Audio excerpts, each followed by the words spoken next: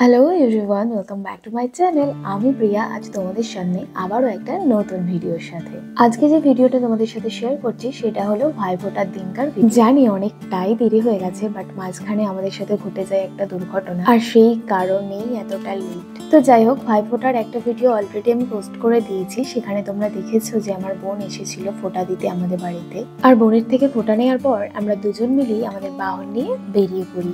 আর ভাইফোঁটার দিন আমরা কোথায় যাচ্ছি সেটা নিশ্চয়ই আলাদা করে তোমাদের বলে দিতে হবে না, কারণ বোনের থেকে তো ফোঁটা নেওয়া হয়ে গেছে, এখনো বাকি রয়েছে দিদি।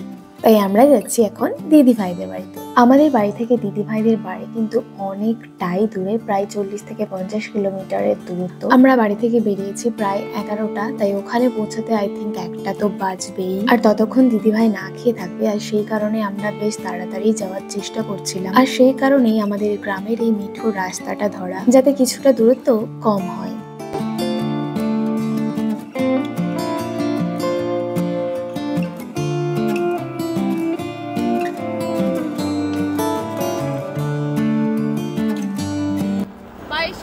পথ অতিক্রম করে এলাম, এখনো যেতে হবে অনেকটা। আর কত কিলোমিটার গো?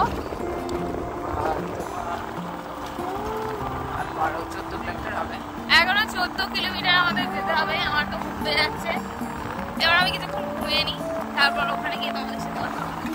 ঘড়িতে তখন 1টা, আর আমরা পৌঁছে যাই দিদি ভাইদের বাড়িতে। আর দিদি ভাই সমস্ত কিছু গুছিয়ে রেখেছিল, তাই আমরা যাওয়া মাত্রই ফ্রেশ হয়েই শুরু হয়ে যায় ভাইফোঁটা পর্ব।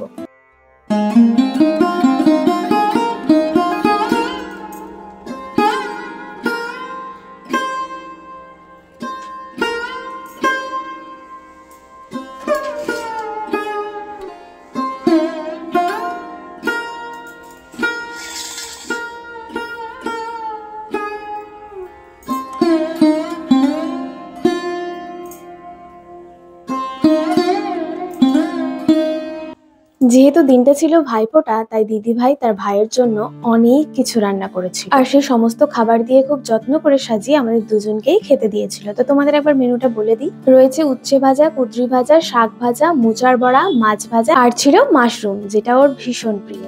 আর ছিল ডাল আর করগনাথের মাংস। এটা খেতেও কিন্তু ভীষণ ভালোবাসে। তাছাড়া চাটনি, পাঁপড়, দই, মিষ্টি এগুলো তো ছিলই। দুপুরে খাওয়া দাওয়া কমপ্লিট করে কিছুটা রেস্ট নেওয়ার পর বিকালের দিকে আমরা বেরিয়েছিলাম ঠাকুর দেখতে। দিদিভাই বললো এই কাছের ঠাকুরটা কিন্তু ভীষণ ভালো হয়, আর যা বললো তাই। এখানে এসে আমি ঠাকুরকে দেখে তো জাস্ট অবাক, মনটা ভীষণ ভালো হয়ে গেছিল ঠাকুরের মুখটা দেখে। দেন আমরা খুঁজে বেড়াচ্ছিলাম একটা ভালো কেকের দোকান, কারণ পরদিন ছিল সোনুর জন্মদিন। তো অনেক খোঁজাখুঁজির পর আমরা অবশেষে পৌঁছে গেছি একটা দোকানে, আর এখান থেকে সোনুর জন্য নিয়ে নিয়েছিলাম চকলেট ফ্লেভারের একটা খুব সুন্দর কেক।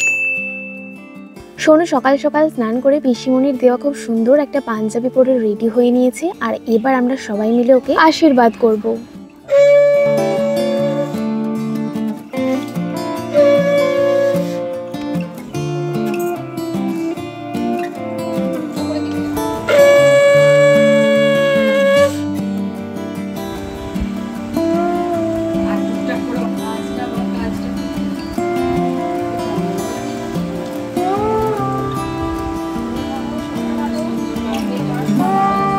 যেহেতু আজই আমরা বাড়ি চলে যাব, তাই খাওয়া দাওয়া শেষ করে বেলুন ফুলিয়ে কেক সাজিয়ে সোনুকে গেলাম ডাকতে। কিন্তু ছেলে আমাদের রাগ করে বসে আছে। আসলে ও মামাকে এতই ভালোবাসে যে প্রত্যেকবার আমরা বাড়ি আসার সময় ও ভীষণ কান্নাকাটি করে। কিন্তু কিছু করার নেই, যেহেতু কালোর অফিস রয়েছে তাই আমাদের বেরিয়ে পড়তে হলো। তো যাই হোক, আমাদের বেরোতে অনেকটাই লেট হয়ে গেছিলো, তাই বাড়ি পৌঁছাতেও হয়তো অনেকটা দেরি হয়ে যাবে। তো বন্ধুরা, আমরা বাড়ি চলে এসেছি। এখন ঘড়িতে বাজে 6:30। তো আজকের ব্লগটা আর বেশি আমি বর্ধিত করছি না, এখানে আজকের ব্লগটা আমি শেষ করছি। দেখা হবে পরবর্তী কোনো সুন্দর ভিডিওর সাথে। ততক্ষণের জন্য তোমরা সকলে খুব ভালো থেকো, সুস্থ থেকো, প্রিয়জনদের সঙ্গে বেঁচো। টাটা।